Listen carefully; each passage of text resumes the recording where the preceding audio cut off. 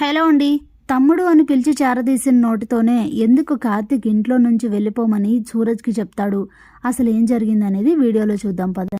కార్తీక్ జ్యోత్స్న దగ్గరికి కొన్ని ఫైల్స్ తీసుకొచ్చి అయితే పెడతాడు. ఏంటి బావా, స్టోర్ రూమ్లో పెట్టాల్సిన ఫైల్స్ అన్ని నా దగ్గరికి తెచ్చావని అడిగితే, ఇవి స్టోర్ రూమ్లో పెట్టాల్సినవి కాదు, వీటిల్ని బాగా స్టడీ చేసి మొత్తం ఇప్పటి వరకు ఉన్నదంతా అప్డేట్ చేసి మార్నింగ్ కల్లా చైర్మన్ గారికి ఇవ్వమన్నారని అయితే చెప్తాడు కార్తీక్. ఇన్ని ఫైల్స్ మార్నింగ్కి ఎలా అయిపోతాయి అని అడిగితే, అదంతా నాకు అనవసరం, చెప్పిన వర్క్ చెప్పినట్లు చేయకపోతే చైర్మన్ గారికి చెప్తానన్నారు సీఈఓ గారు అని అయితే చెప్తారు. ఇక చేస్తానులే, తప్పుతుందా అని చెప్తుంది జ్యోత్స్న. ఇక తనైతే వర్క్ స్టార్ట్ చేసి కొన్ని ఫైల్స్ అయితే ఆఫీస్లోనే కంప్లీట్ చేసి ఆఫీస్ అవర్స్ అయిపోవడంతో కొన్ని ఫైల్స్ని అలాగే ల్యాప్టాప్ని ఇంటికి తీసుకొని వెళ్ళిపోయి బ్యాలెన్స్ వర్క్ అయితే ఇంట్లో కంప్లీట్ చేస్తుంది. ఇక మరుసటి రోజు మార్నింగ్ అనుకున్న టైం కల్లానే తీసుకొచ్చి చైర్మన్ గారికి అయితే మొత్తం ఫైల్స్ అన్ని సబ్మిట్ చేస్తుంది. ఇప్పటి వరకు ఉన్న అప్డేట్ ఫైల్స్ ఇవి అని చెప్తుంది. సరేలే, స్టడీ చేస్తానని చెప్పి ఇక శివనారాయణ అయితే పక్కన పెడతారు. ఇక ఇంతలో ఇంట్లో అయితే సుమిత్ర దశరథ్ ఇద్దరు మాట్లాడుకుంటూ ఉంటారు.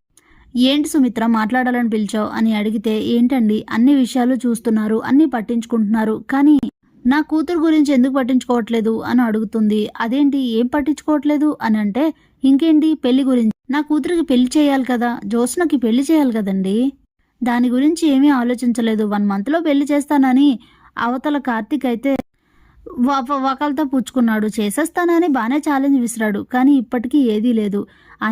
అందరూ కాదు, వాళ్ళందరూ హ్యాపీగానే ఉన్నారు. ఇక్కడ బాధపడేది నా కూతురు. సీఈఓ అవ్వాల్సిన నా కూతురికి ఆ స్థానం దీపకి వెళ్ళిపోయింది. తను కరెక్ట్గా ఉంది కాబట్టి సీఈఓ అయిందిలే, అది కాదు, కానీ నా కూతురికి పెళ్లి చేసి తన్ని ఓ ఇంటిదాన్ని చేసి హ్యాపీగా ఉండడం చూడాలని కోరికగా ఉందని చెప్తుంది. సరే సుమిత్ర, ఆల్రెడీ నాన్న సంబంధాలు చూస్తున్నారు, ఒక పక్క కార్తీక్ సంబంధాలు చూస్తున్నాడు, ఏదో ఒకటి సెట్ అవుతుందిలే, నువ్వు టెన్షన్ పడకనైతే చెప్పి ఆఫీస్కి అయితే వెళ్ళిపోతా.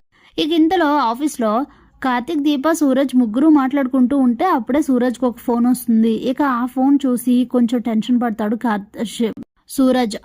ఇప్పుడే వస్తాను అని చెప్పేసి అక్కడి నుంచి దూరంగా వెళ్ళిపోయి ఫోన్ మాట్లాడుతూ ఉంటాడు. ఆ మాట్లాడడం కనిపిస్తుంది కానీ ఏం మాట్లాడుతున్నాడో వినిపించదు. వీళ్ళిద్దరు చూసి, ఎవరు బావా అంత డీప్గా మాట్లాడుతున్నాడు, నాకెవరు లేరని చెప్పాడు అని అంటే, దీప ఇన్నాళ్ళు ఒంటరిగా ఉన్నాడు కదా, తనకి లైఫ్లో ఎదురయ్యేవి తనకు ఉంటాయి కదా, ఎవరో అయి ఉంటారులే, అవతల సూరజ్ హెల్దీ ఫుడ్స్ రన్ అవుతుంది కదా, దాని గురించి ఏమోలే, వదిలే అని చెప్తాడు కార్తీక్. సరే అని చెప్పి ఇక వర్క్ చేసుకుంటూ ఉంటారు. ఇక ఈవినింగ్ అవుతుంది. సూరజ్ స్కూటీ టైర్ పంచర్ అవడంతో ఇక జ్యోత్స్నకి ఎలా వెళ్లాలో అర్థం కాక ఆలోచిస్తూ ఉంటుంది. అప్పుడే శివనారాయణ ఏమైందని అడిగితే, స్కూటీ టైర్ పంచర్ అయింది తాత, ఇప్పుడు నేను ఇంటికి ఎలా వెళ్ళాలో తెలియట్లేదు అని అంటే, సర్లే నాతోరా అని చెప్పి ఇక శివనారాయణ జ్యోత్స్నను తీసుకొని ఇంటికి వెళ్ళిపోతారు. కార్తీక్, దీప ఒక కారులో వస్తూ ఉంటారు. ఇంతలోనే సూరజ్ అయితే ఆ బండిని ఒక దగ్గర ఆపి దక్షిణామూర్తితో మాట్లాడుతూ ఉంటారు. ఇద్దరు కలిపి పార్క్లో బెంచ్ పైన కూర్చొని మాట్లాడుకుంటూ ఉంటారు. ఆ దృశ్యం చూసి షాక్ అయిపోతారు కార్తీక్, దీప.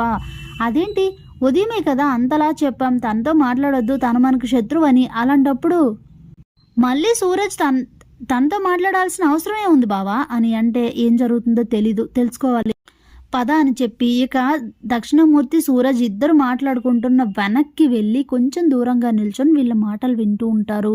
అప్పుడే సూరజ్, తాత నువ్వు అనుకున్నవన్నీ జరుగుతాయి, కాకపోతే కొంచెం టైం పడుతుంది, నీ కూతురు నీకు దగ్గర అవుతుంది, నీ స్నేహితుడు నీకు దగ్గర అవుతాడు, అన్నింటికి కొంచెం టైం అయితే పడుతుంది, కొద్దిగా ఓపిక పడు, కానీ ఒకటి చెప్పనా, నీ స్నేహితుడని నువ్వు మళ్ళీ దగ్గర కావాలని అనుకుంటున్నప్పుడు ఈ రెస్టారెంట్స్ పెట్టడం, మళ్ళీ తనకి నీపై కోపం పెంచడం ఎందుకు అని అంటే, అదేం లేదురా, నేను రెస్టారెంట్స్ పెట్టి నా స్నేహితుడికి సమానంగా వెళ్ళి తన్ని ఎలా అయినా సరే మళ్ళీ నా దారికి తెచ్చుకోవాలని, తనతో కలిసిపోవాలని ఆలోచిస్తున్నాను. తను చేసే ఫీల్డ్లో, అదే రెస్టారెంట్స్ ఫీల్డ్లో ఉంటే ఏదో సందర్భాన మళ్ళీ మా ఇద్దరం కలిసిపోతామన్న చిన్న ఆశ. ఇలా దూరంగా ఉండడం, ఇలా గొడవలు పడ్డం చాలా నరకంగా ఉందిరా, ఏదో ఒకటి చెయ్యాలని చెప్తాడు దక్షిణామూర్తి.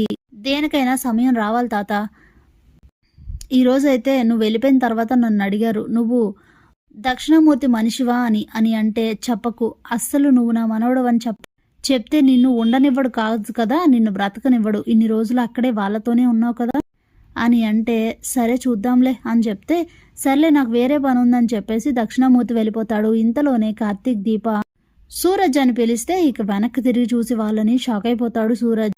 ఏంటి సూరజ్ ఇది, ఇంత మోసం చేస్తావని అనుకోలేదు అని అంటే, ఇందులో మోసం ఏం లేదు, మంచి జరగడం కోసం అబద్ధం చెప్పినా తప్పులేదని, అందుకే నాకు ఎవరు పేరెంట్స్ లేరని చెప్పాను.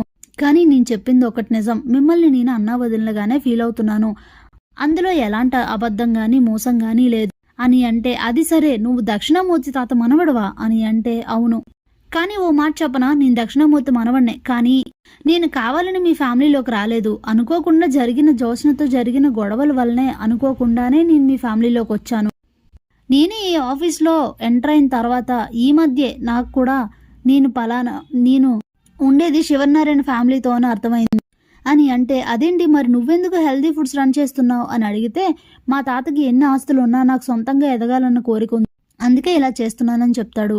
కానీ ఇదంతా ఏంటి సూరజ్ అని అంటే, రెండు కుటుంబాలని కలపాలని ఇప్పటి వరకు నేను అనుకోలేదు, కానీ ఈ మధ్య అసలు విషయాలన్నీ తెలిసిన తర్వాత, అంటే మనం రెండు ఫ్యామిలీలు మనం ఒకటే ఫ్యామిలీ అని తెలిసిన తర్వాత ఇప్పుడు నాకు అర్థమవుతుంది. అందుకే కలపాలి అని అనుకుంటున్నా, దానికి ఏదో ఒక సందర్భం రావాలనుకుంటున్నాను, కానీ ప్రత్యేకంగా దాన్ని క్రియేట్ చేయాలని అనుకోవట్లేదు.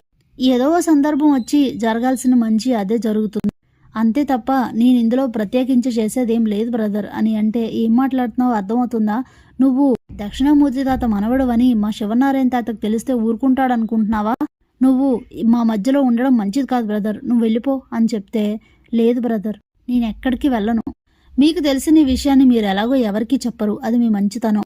మా తాత చాన్నాళ్ళ నుంచి ఎంతో బాధలో ఉన్నాడు, కూతురు దగ్గరకు రాలేదని, కూతురు తను చూడటానికి మాట్లాడటానికి కనీసం పట్టించుకోవట్లేదని, కలారా చూసుకోలేకపోతున్నాను, చాలా బాధపడుతున్నాడు. అలాంటిది తనకు ఆ బాధ దూరం చేయాలి, కానీ నేను అలానే ఉండిపోతే ఇంకా ఇప్పుడు అవకాశం దొరికా కూడా వదిలేసుకుంటే ఎలాగా అని అంటే, అసలు జరిగింది ఏంటో నీకు తెలీదు అని అయితే చెప్తాడు కార్తీక్. జరిగింది తెలియడం మీకు ఒకవైపే తెలుసు, మీ తాత ఒకవైపే చెప్పారు, ఇంకా జరిగింది చాలా ఉంది, అదంతా సందర్భం వచ్చినప్పుడు తెలుస్తుంది, మీరు కంగారు పడకండి, ఎవరికీ తెలియకుండా నేను జాగ్రత్త పడతానని చెప్పేసి అక్కడి నుంచి వెళ్ళిపోతాడు సూరజ్. Thanks for watching.